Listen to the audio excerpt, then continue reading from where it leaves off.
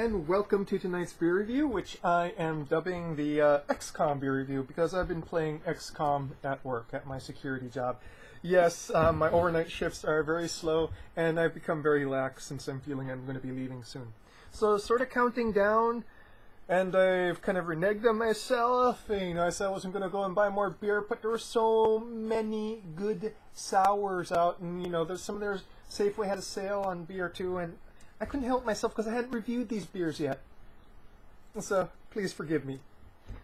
I have a weakness for sours now. So, on that note, what are we reviewing tonight? We are reviewing La Tormenta Dry Hop Sour Ale. This is a wild ale from Breakside Brewery out of Portland, Oregon. Now, for some reason, Breakside does not put their ABV on the bottle. And, or a date either, which is disconcerting to me. So I looked it up. It's 7.0. And, well, let's just get to this, shall we? Oh, wow.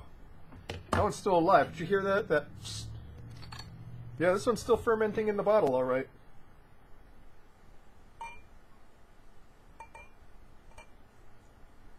Big fizz here. And I'm giving it a fairly gentle pour. Okay, that was a very gentle pour, folks. Get it closed. You can see huge three-finger head here, big, fizzy and frothy at the same time. Sort of a golden yellow color, highly carbonated, one of the most carbonated beers I've ever seen. Unfortunately, it's a little bit cloudy, so you can't see the light through it, but yeah, extremely carbonated.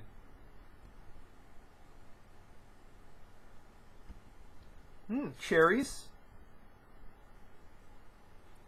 Big funk, obviously. That Brett funkiness, wild ale funkiness. Cherries, apricots, stone fruit. Sort of dry, crackery malts. Citric tartness. Sort of a mineral edge. Whetstone. Interesting. A lot of things going on in this head here. It's pretty nice.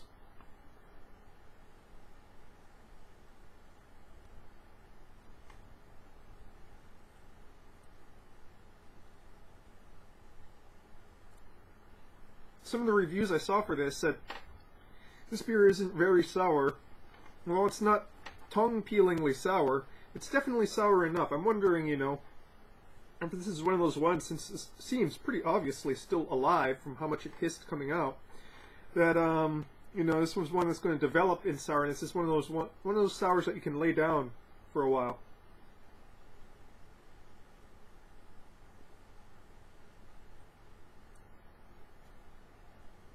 So initial acidic bite in the front. In the back, very much funky. I don't want to say stale socks. It definitely tastes of funk, something, but pleasantly of funk.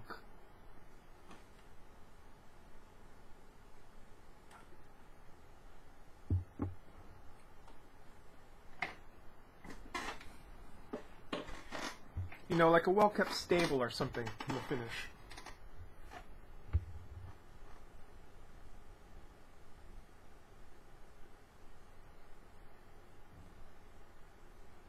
You can taste the dry hopping. There's grapefruit and citrus notes from in the midst of the finish. But the bitterness is kind of overwhelmed by the leftover, you know, acidic bite, tart, almost. Well, I wouldn't say vinegary, but still very tart.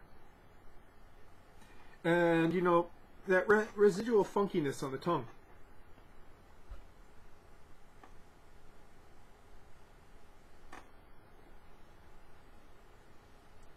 As you might imagine, the initial carbonation bite in the front is also quite...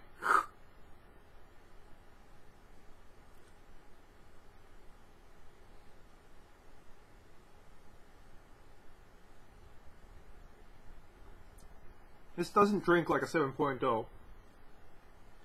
With the heavy carbonation, with high acidity, it definitely feels like a 4.0. I don't know if I mentioned the color, sort of a golden color. Golden red, almost. A little bit more towards the golden.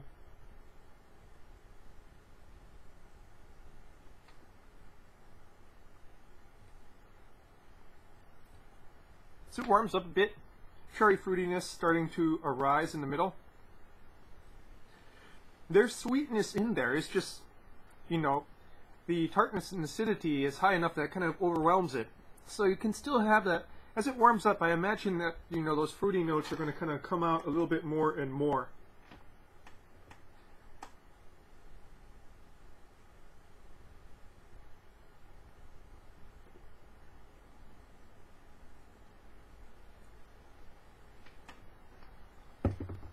Out of all the sort of wild sour ales I've had, this one is probably the most wild tasting in the finish there. It's definitely an acquired taste, sort of being mitigated by the hop bitterness. But it's one that I've sort of acquired and really quite enjoy, which is why I chase after sour ales now.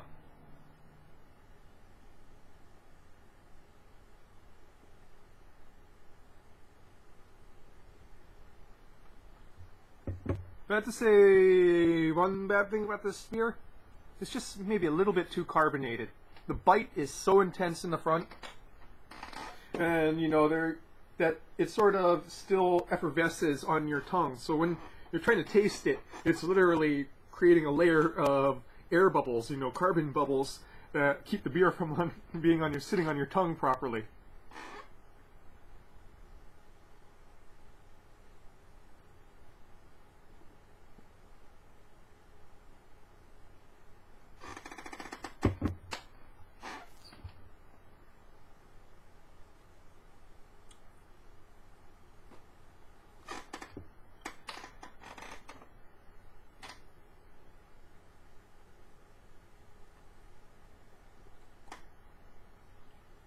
I have to say this is a nice, well-balanced, wild ale. Not overly sour, still very intensely sour, but not so much that it feels like you're drinking, you know, something that's on the verge of becoming vinegar.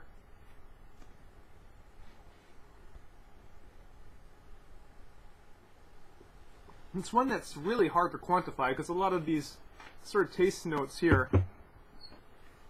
aren't really ones I can find, you know, great analogs to, you know, farmhouse, barnyard, kind of musty flavors, but pleasantly so. Maybe, you know how like an old book can smell just wonderful, and that's a musty smell? Well, it's not anything like that sort of old book thing, but it's also musty and also kind of pleasant.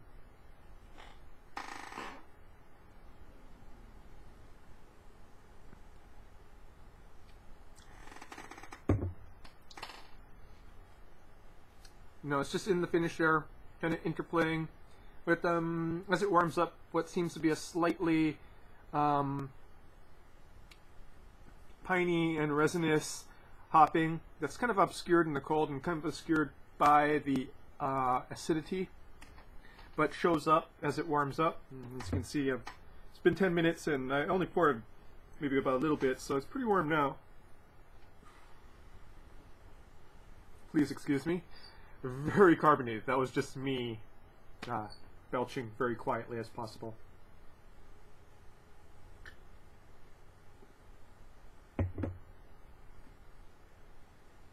So, La Tormenta. Great example of a wild sour ale, you know. It's sour. It's got lots of that Brett funk there. You know, and they're not holding back, so this is probably not the best one to go and introduce your friends to sours to. I don't know why some people are saying, oh, this is not sour enough. It's definitely sour enough. It's definitely funky enough for me. It's not the most sour that I've ever had, but it is the most funky that I've had as of yet. And, You know, also some great subtle notes that are still kind of being able to sweet and fruity notes that are still being able to be sensed underneath that sort of tidal wave of you know, citric sourness, tartness, Brettanomyces funkiness, and, you know, New World hopping. So, La Tormenta. This was only about $7, so it's definitely worth it when it comes to wild sour ale. That's your beer review for tonight, folks. Cheers.